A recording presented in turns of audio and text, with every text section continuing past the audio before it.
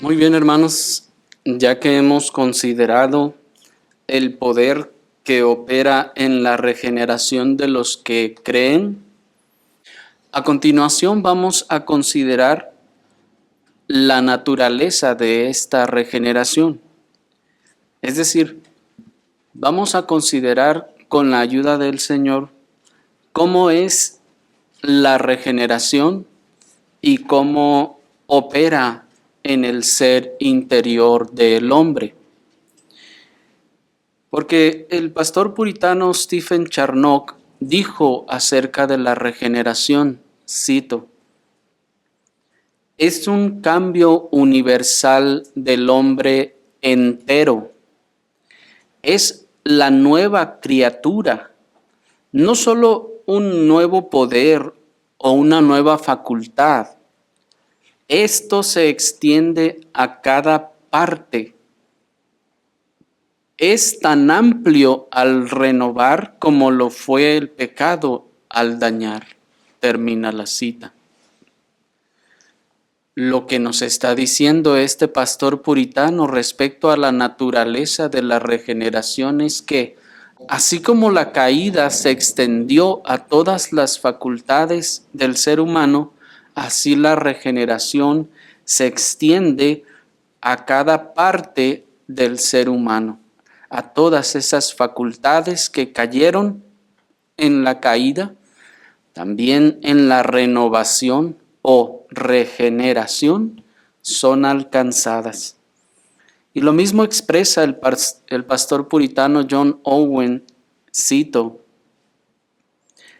la obra en sí que se realiza en nuestra regeneración consiste en un principio o hábito de gracia nuevo, espiritual, sobrenatural y vital, infundido en el alma, la mente, la voluntad y los afectos por el poder del Espíritu Santo, disponiendo y capacitando a aquellos en quienes se encuentra para actos espirituales, sobrenaturales y vitales de fe y obediencia.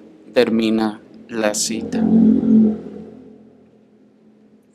Por lo que a partir de ahora vamos a comenzar a considerar la naturaleza de la regeneración en cada una de las principales facultades del alma. Vamos a considerar la regeneración entonces, por ejemplo, en la voluntad. También vamos a considerar la regeneración en la mente. Vamos a considerar la regeneración en los afectos y vamos también a considerar la operación de la regeneración en la conciencia. Pero el día de hoy vamos a comenzar primeramente por la voluntad. Y vamos a considerar este tema a través de los siguientes 3 encabezados.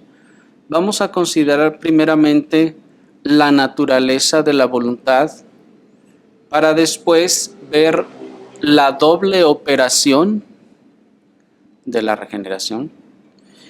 Y por último, considerar el primer acto de la voluntad. Acompáñenme, por favor, en sus Biblias a la carta del apóstol Pablo a los Filipenses, en el capítulo 2, en el versículo 13. La carta del apóstol Pablo a los Filipenses, en el capítulo 2, en el versículo 13. Dice así la palabra del Señor. Porque es Dios el que en vosotros obra tanto el querer como el hacer por su beneplácito. Leo nuevamente. Porque es Dios el que en vosotros obra tanto el querer como el hacer por su beneplácito. Lo primero que debemos resaltar, hermanos, de este texto es que la palabra que se tradujo como querer aquí en nuestras versiones castellanas es un término griego que también significa voluntad. Esta palabra querer también significa voluntad y en otros versículos es traducido como voluntad. De hecho, en este texto, la versión King James, la versión del inglés, traduce voluntad. De manera que el texto diría, porque es Dios el que en vosotros obra tanto la voluntad. Fíjense. Pero antes que tengamos una idea clara de lo que el texto está diciendo, hay otra cosa que debemos resaltar. Y esto es que la palabra que aquí se tradujo también como obra, Dios es el que obra, si la ven, es un término griego que se dice o es energía. ¿Se acuerdan de ese término? Es el mismo término que en Colosenses 2:12 se tradujo como operación. ¿Se acuerdan que lo vimos la ocasión anterior? Es decir, la operación del Espíritu Santo. De manera que lo que el texto nos está diciendo es que es Dios el que en vosotros opera tanto la voluntad como el acto por su beneplácito. Miren entonces cómo la enseñanza del texto es más clara ahora. Es Dios el que en vosotros opera energía, el que Él hace con ese poder y energía, opera tanto en la voluntad como en el acto por su beneplácito. Es como que el texto nos está diciendo, es Dios el Espíritu Santo, Dios el Espíritu Santo, quien opera en ustedes tanto la voluntad así como el acto, porque así le place. Porque así le place. Es decir, en los actos del creyente, dice el texto, es el Espíritu Santo el que opera, el que pone el poder, el que ejerce ese poder, esa energía en la voluntad y también en el acto. ¿Por qué? Porque así lo quiso hacer. Es lo que el texto está diciendo.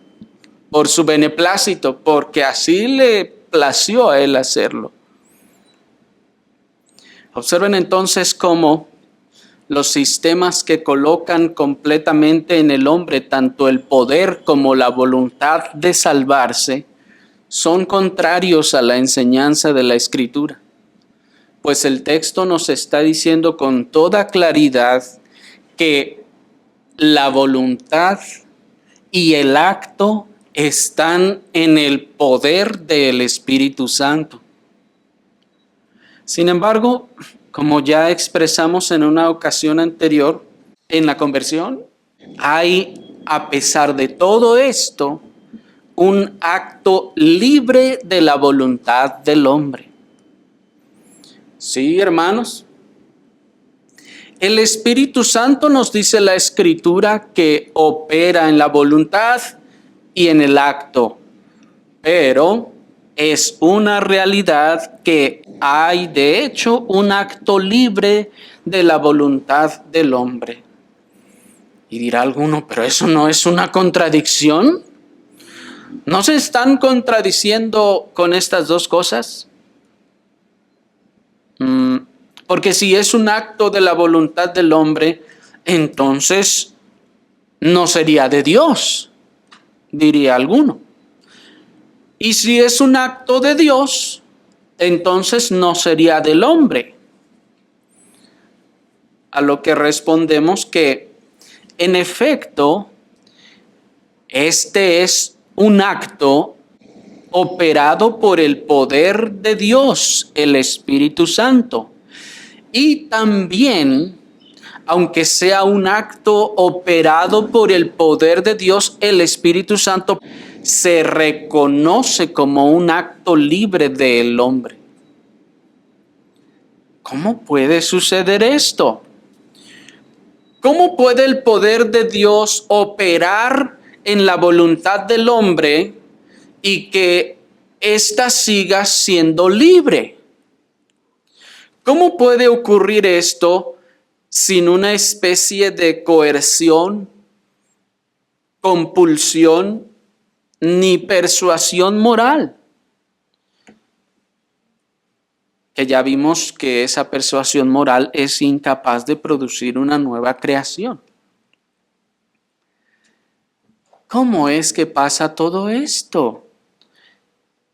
Bueno, antes de comenzar con nuestra respuesta, quiero, hermanos, hacerles una aclaración en cuanto al vocabulario. Para los pastores teólogos puritanos, la regeneración está comprendida o implicada en la obra de conversión. Debemos tener primero claro esto. La regeneración está comprendida o implicada en la obra de conversión. Ahora que tenemos claro esto, vamos entonces con nuestra respuesta. Lo primero que debemos decir a este dilema es que en la obra de conversión a Dios, aunque no en el acto mismo de ella, hay una reacción entre la gracia y la voluntad. Aunque sus voliciones sean contrarias la una de la otra, la gracia resulta victoriosa en esta obra, pero sin coerción ni compulsión de la voluntad del hombre. Lo primero que debemos reconocer es que en la obra de conversión a Dios, ojo, aunque no en el acto mismo de ella. Una cosa es la obra y otra cosa es el acto. Son dos cosas distintas. En esta obra hay una reacción. Y dice, hay una reacción entre la gracia y la voluntad. Es decir, entre el poder del Espíritu Santo y la voluntad del hombre. Y aunque las voliciones de ambas sean contrarias la una de la otra, la gracia o el poder de Dios siempre triunfará y saldrá victoriosa, en este caso, sobre la voluntad. Pero sin coerción ni compulsión de la voluntad del hombre. ¿Por qué no? ¿Por qué la gracia o el poder de Dios puede operar en el corazón del hombre y no violentar su libertad, sin violentar su libertad? Bueno, en primer lugar, porque no hay una lucha. Para que ocurra la obra de conversión a Dios, la voluntad tiene que ser movida. Pero la voluntad no se va a mover sola si está caída todavía, y el resto de las facultades. El poder del Espíritu entonces tiene que operar sobre la voluntad para moverla. Pero la voluntad no quiere ser movida, sino está yendo hacia otro lado en su estado natural. Entonces la gracia con su poder siempre, dicen los puritanos, sale victoriosa. ¿Por qué pasa esto y por qué no hay una coerción en ello? Primero, porque no es que haya una lucha. Aunque ya se ha demostrado la enemistad y la oposición entre la voluntad del hombre natural contra la gracia, pues la Escritura nos enseña que los hombres resisten al Espíritu Santo, dice Hechos 7:51, es decir, que lo resisten en esa dispensación externa de gracia de la palabra de Dios. La gracia no es que lucha cuerpo a cuerpo contra la voluntad del hombre hasta vencerla, porque tal cosa sería una persuasión o una coerción. No llega la gracia y lucha contra la voluntad, y la gracia le lanza argumentos y la voluntad los rechaza o las repele, y luego entonces la gracia tiene que ejercer más poder y lanzarle otra cosa más grande para que entonces sea vencida. No, y no se trata de que se ponen los dos ahí a las luchitas, ni que se ponen a jugar vencidas y al final vence la gracia. No hay, en ese sentido, no hay una lucha entre la voluntad y el poder de la gracia. En ese sentido, dice el pastor puritano John Owen, la voluntad, por tanto, no es forzada por ningún poder ejercido en la gracia, en ninguna forma por lo cual sea capaz de oponerse a ella. Más bien, el predominio de la gracia es interno, obra real y tangiblemente, y esto no es objeto de la oposición de la voluntad, pues la gracia no se le opone como algo que pueda aceptar o rechazar, más bien obra eficazmente en la voluntad. Termina la cita.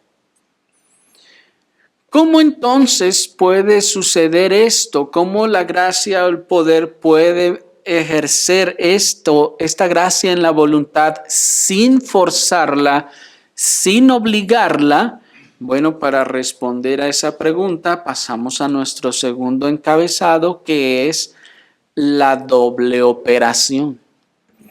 ¿Cómo hace esto la gracia? Lo hace por medio de una doble operación.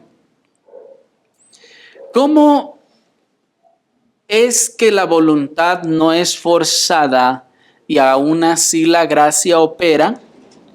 Existe un doble efecto del poder operante del Espíritu Santo. Y el primer efecto es el despojamiento del cuerpo de pecados de la carne. Dice Colosenses 2:11. En quien también sois circuncidados con circuncisión no hecha por manos, en el despojamiento del cuerpo de los pecados de la carne en la circuncisión de Cristo.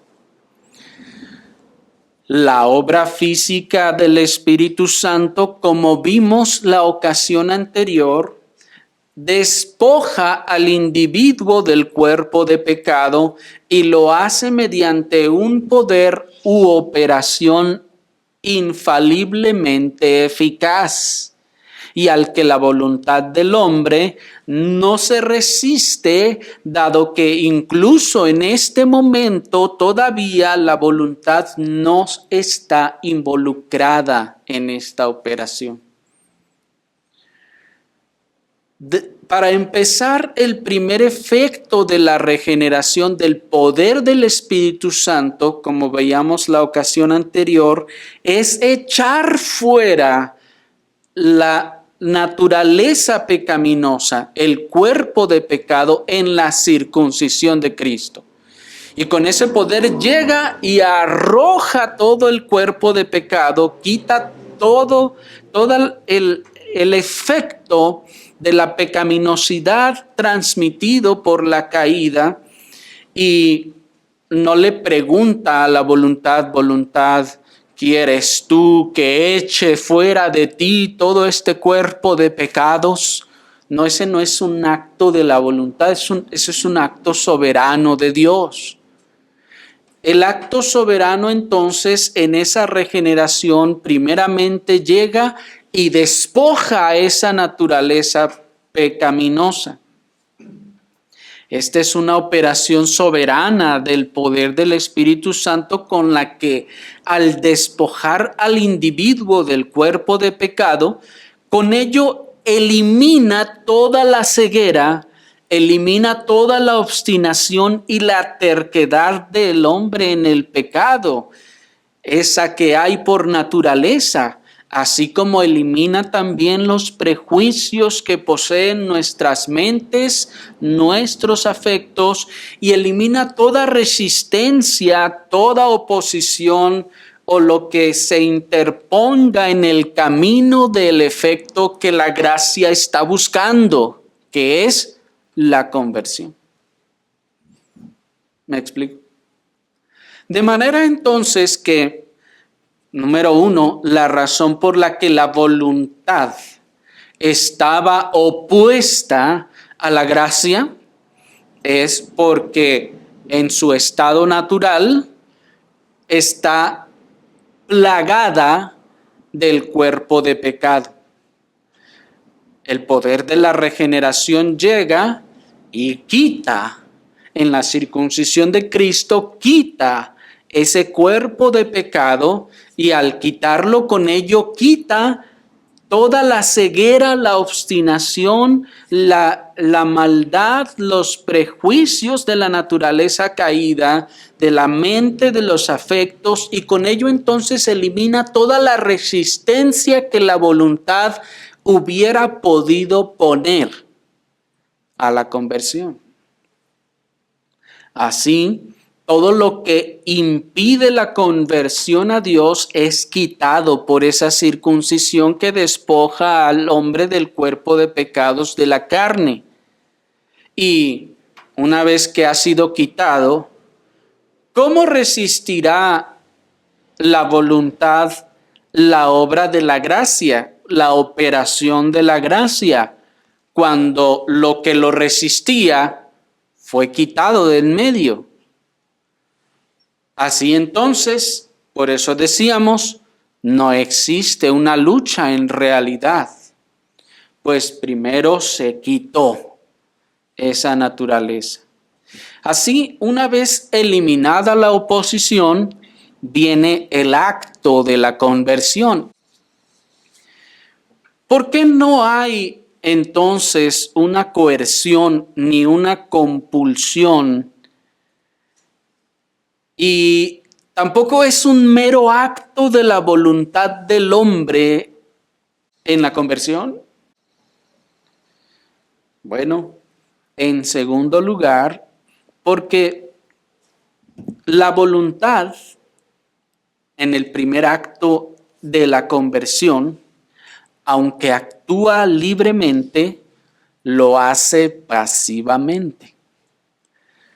Aunque la voluntad actúa libremente, lo hace pasivamente. Es decir, que la voluntad del hombre actúa solo como es actuada y se mueve solo como es movida por la eficacia de la gracia. La voluntad, en ese sentido, es pasiva, es decir, como si no tuviese por sí misma el poder o la capacidad de actuarse a sí misma, pero la voluntad entonces es actuada, es movida solo como la gracia la actúa y la mueve, porque eso es lo que decía nuestro texto al principio, les recuerdo, porque es Dios el que en vosotros opera tanto la voluntad como el acto, porque así le place. ¿Se acuerdan del texto? Porque es Dios el que opera, el que ejerce su poder en la voluntad, dice, tanto en la voluntad como en el acto, porque así le place hacerlo. De manera entonces, pues, que esta voluntad es pasiva en esa operación.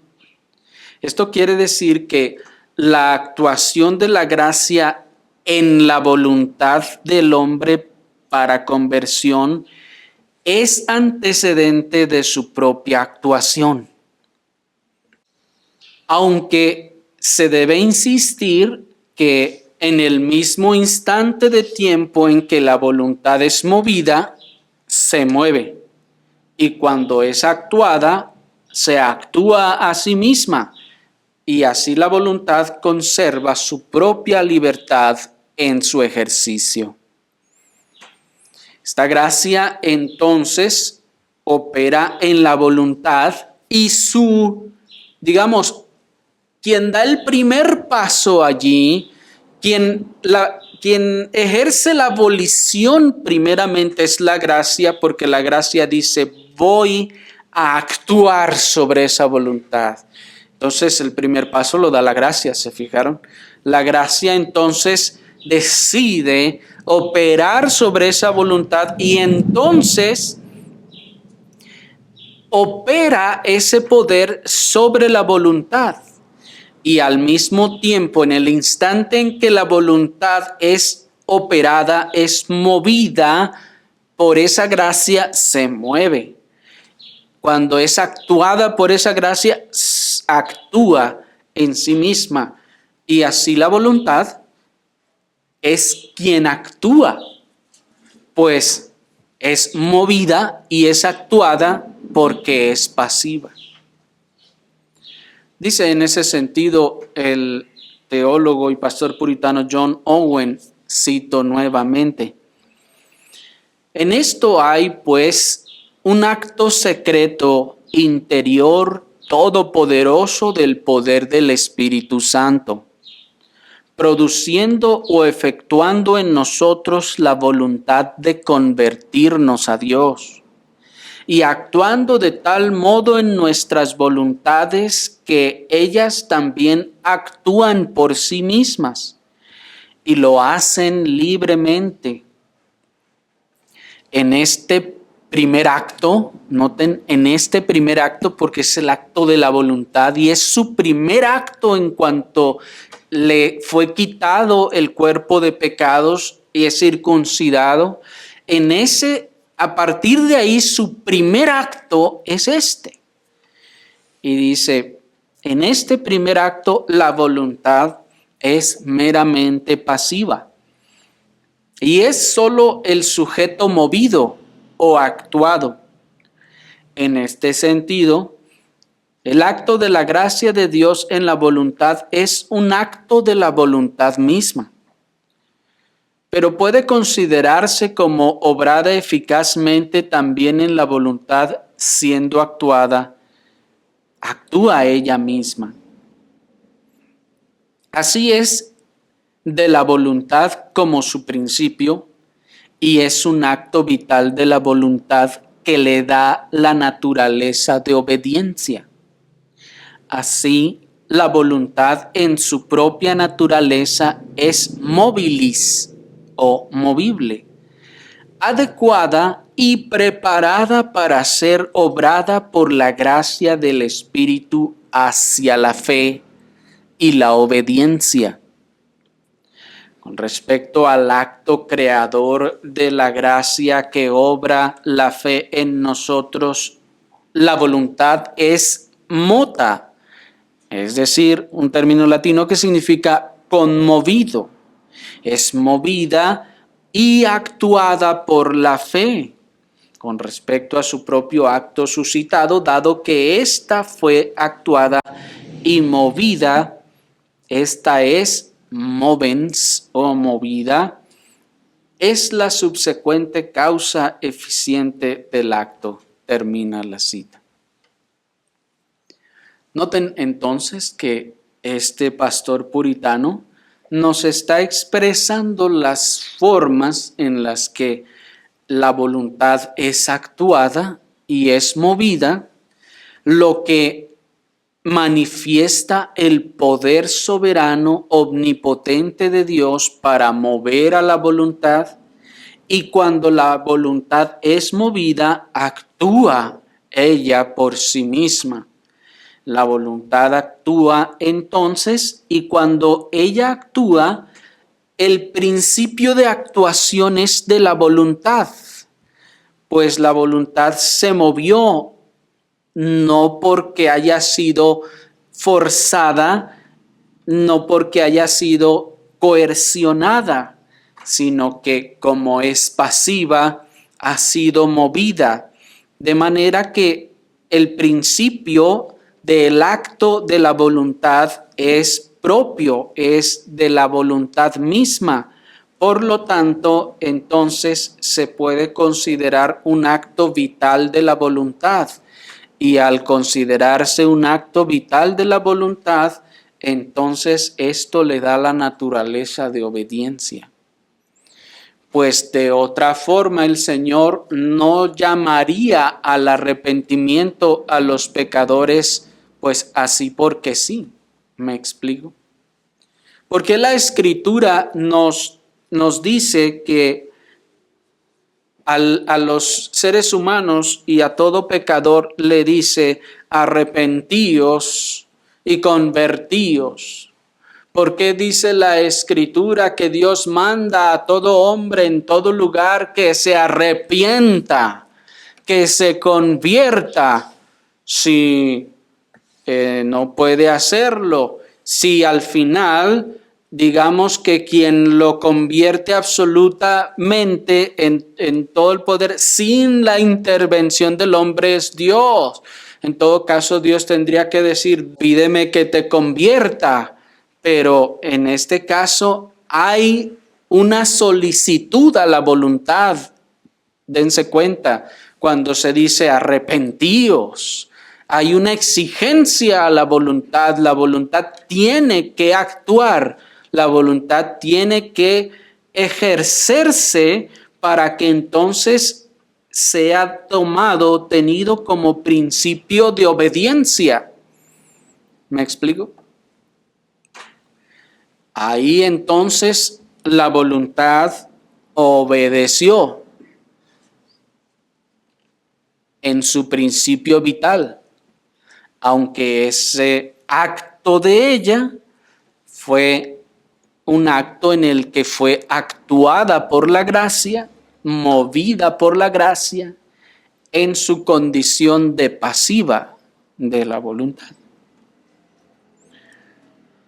Ahora bien, la voluntad es movida y al ser movida se mueve, es decir, se mueve también ella misma de manera pasiva.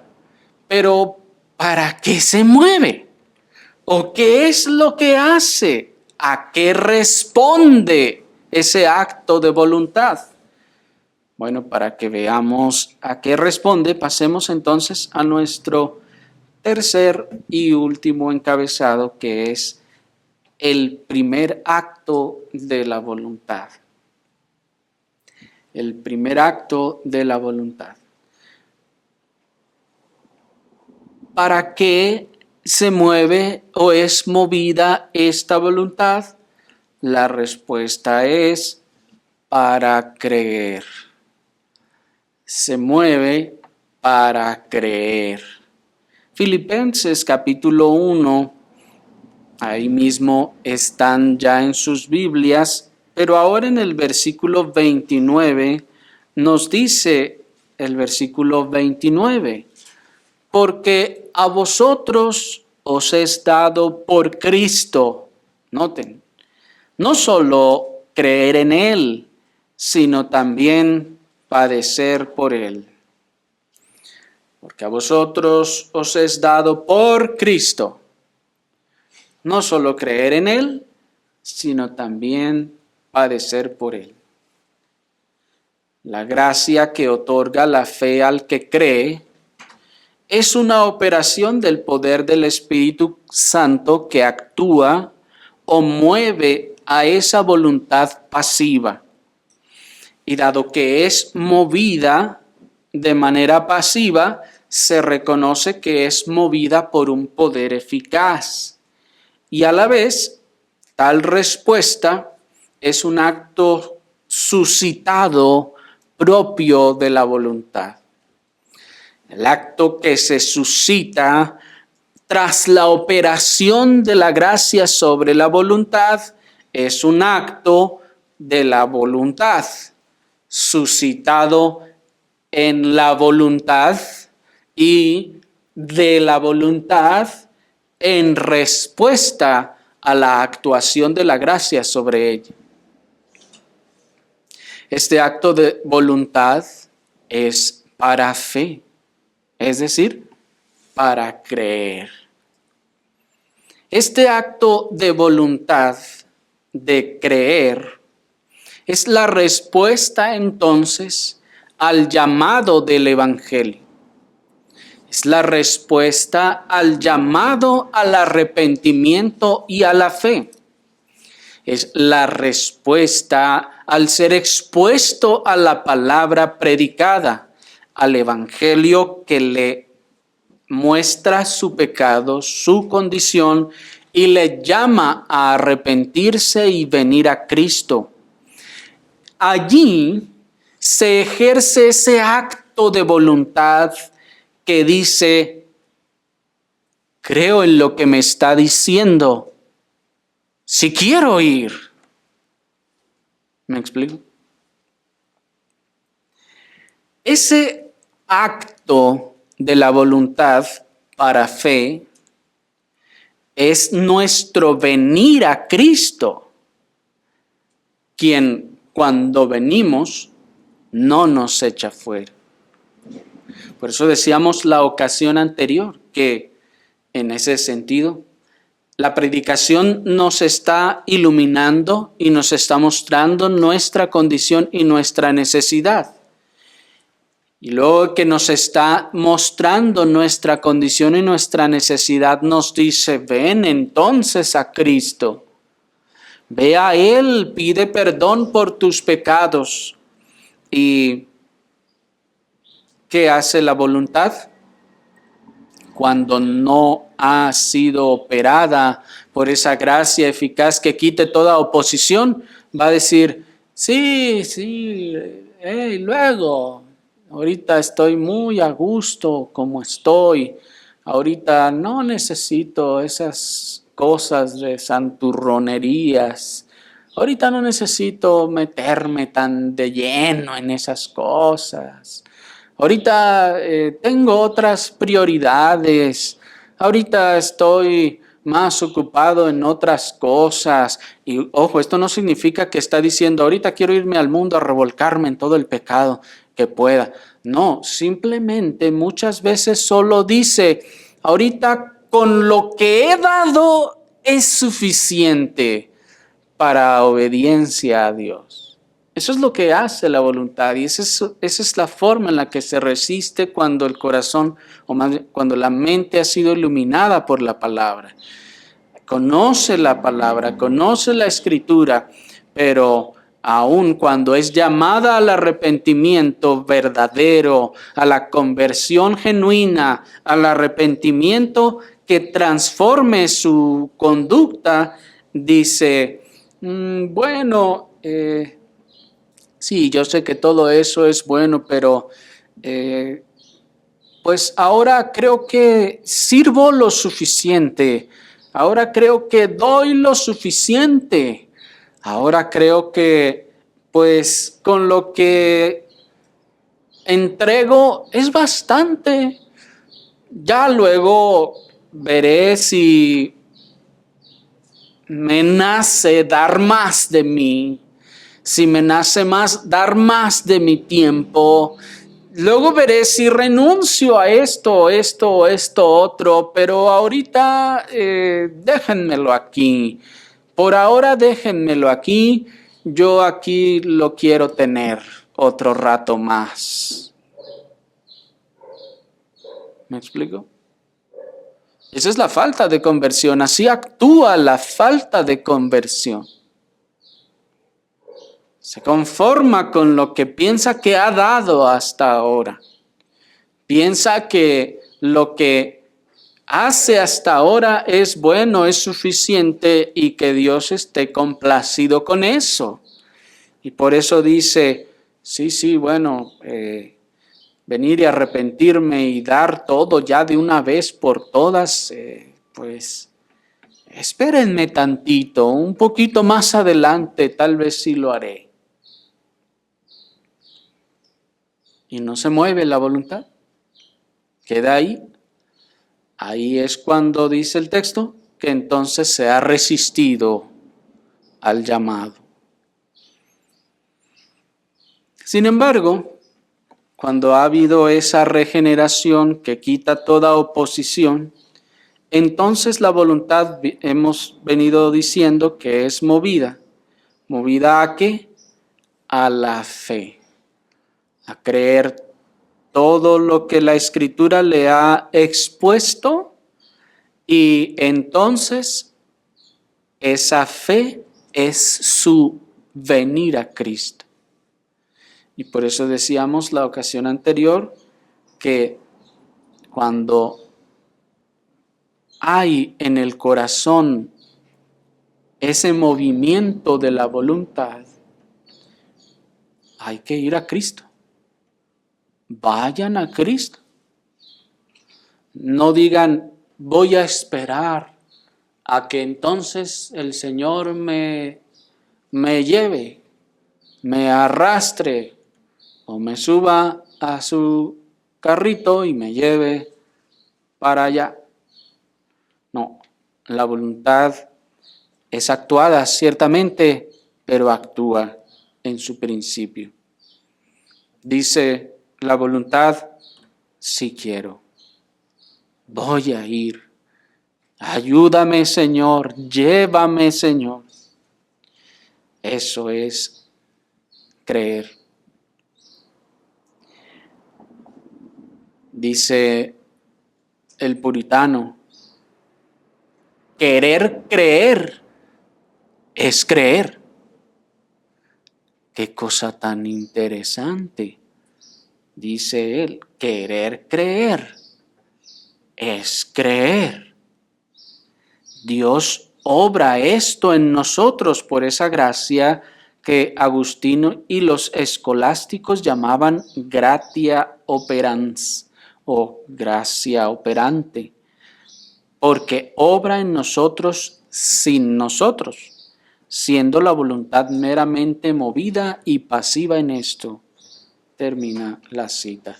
Y dice otro pastor puritano del pasado llamado Francis Burman, dice, el primer acto de la regeneración y el primer movimiento del nuevo hombre es la fe. Si la voluntad ha sido afectada, entonces debe actuar. A medida que la palabra es predicada, el hombre es capacitado para creer. Es decir, la voluntad es liberada para creer. Dios no persuade a nadie para hacer una decisión, sino más bien vivifica a una persona sobrenaturalmente y obra en su voluntad dándole una nueva inclinación hacia el bien espiritual. Termina la cita. Noten entonces que esta operación inclina el corazón. Porque esta obra que, como vimos, circuncida el corazón, por eso vimos desde el principio, opera en todas las facultades del alma. Y ha habido una gran disertación y en algunos casos un poco de diferencia en cuanto a la pregunta ¿en qué facultad opera primero? Algunos puritanos decían primero va a operar en la mente y después en la voluntad y luego en los afectos. Y otros decían, no, primero en la mente, luego en los afectos y luego en la voluntad. Y otro diría, no, primero es en la voluntad y después en los afectos o la mente. Y bueno, la verdad es que no se trata y no debemos buscar un orden cronológico, hermanos, porque todo esto opera en un instante, en un echar la naturaleza pecaminosa. Cuando se echa todo el cuerpo de pecado, no se va echando por pedacitos. A ver, primero vamos a echar el cuerpo de pecado que quedó en la mente. Ahí va. Todavía permanece el de la voluntad y el de los afectos. Y luego diga, otro segundo, 2, 3 después, ahora sigue el de quitar el cuerpo de pecados de los afectos. Y lo empieza a quitar. No se trata de eso, no sucede así. Esa circuncisión de Cristo opera en un instante y echa fuera todo el cuerpo de pecado que opera en todas las facultades, digámoslo así, al mismo tiempo. Sin embargo, se distinguen estas operaciones más por un orden lógico que por un orden cronológico. Así pues, hermanos, no debe en ninguna forma angustiarnos ni preocuparnos de qué será primero aquí o allá. Nosotros hemos abordado el de la voluntad, hermanos, para que podamos ver la naturaleza de la voluntad y cómo nos va llevando. Esto, como bien ven ustedes, nos llevó al creer. Y vamos a ver que el creer requiere primero la mente. Pero bien, de esta manera, entonces, decía pues este puritano, si la voluntad ha sido afectada, entonces debe actuar. Esto es que a medida que la palabra es predicada, el hombre es capacitado para creer. ¿Esto qué significa que es capacitado para creer? Que la voluntad es liberada del cuerpo de pecado para que pueda creer. Y en este sentido dice, no es que Dios nos convenza de, ándale, mira, te conviene, esto es lo mejor. No, dice, no se trata de una decisión de la voluntad, porque dice, pues creo que me conviene más, sino más bien una vivificación sobrenatural, una obra donde el poder del Espíritu Santo llega a la voluntad y habiendo removido todo lo que se oponía, la voluntad tiene una nueva inclinación a querer, a buscar, una inclinación hacia un bien espiritual. Quiere ahora creer en Cristo. El creer en Cristo expresa la fe salvadora misma, porque dijo el Señor, nadie puede venir a mí si no le fuere dado de mi Padre. Juan 6:65. De manera entonces que el que pudo ir es porque creyó. Y si creyó es porque, dice el Señor, le fue dado de su Padre. Y observen cómo nos es quitado todo poder en nosotros mismos para venir a Cristo. Esto nos lleva a deducir que ningún hombre puede creer por sí mismo. Ningún hombre puede venir a Cristo por sí mismo a menos que la fe le sea dada. Es decir, a menos que sea obrada en él por la gracia del Padre. Pues el texto que leíamos nos dice que a vosotros os es dado por Cristo no solo creer en él, sino también padecer por Él. Este creer, entonces, noten, es un acto de la voluntad. No es creer, entonces, noten que esto también cambia radicalmente nuestra definición de creer. Pues muchos piensan que creer es decir, sí, cierto, eso que dices, que dice la Biblia, no, pues sí es así. Eso no es creer salvadoramente, eso es asentir a la verdad. Pero creer es ese acto de la voluntad que es operada por el Espíritu Santo para decir, quiero ir a Cristo, quiero esa gracia y ese poder en mi vida.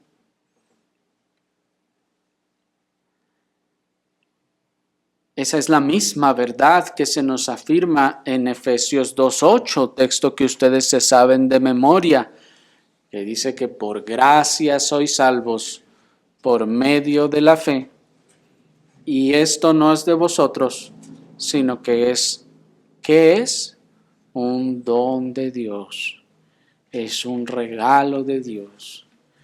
Si la fe la pudiéramos ejercer nosotros mismos por nosotros mismos, entonces no sería un don de Dios. Y si no fuera un don de Dios, entonces nosotros no podríamos por nosotros mismos llegar a la fe. Sí, noten, por eso veíamos esa doble operación de la regeneración. Si la regeneración no llega a quitar el cuerpo de pecado, a quitar toda oposición natural del hombre natural, entonces el hombre sería incapaz, absolutamente perdido, muerto, para poder responder a ese llamado al que está totalmente opuesto. Dios entonces, pues, hermanos, renueva la mente para entender el Evangelio, renueva el corazón para creerlo y renueva la voluntad para desear y responder a Dios de manera real y efectiva. En la regeneración, pues, entonces, la mente es regenerada, es renovada. También los afectos son renovados y entonces la voluntad también le es quitada toda oposición y entonces la voluntad ahora sí desea responder a Dios y responde de manera real, de manera efectiva y de manera soberana por Dios y también como principio de su actividad misma, como principio suscitado por la gracia de Dios, se ejerce, actúa en la medida que es actuada para creer. Y cuando cree a causa de que esa fe entonces le ha sido actuada para que se mueva la voluntad.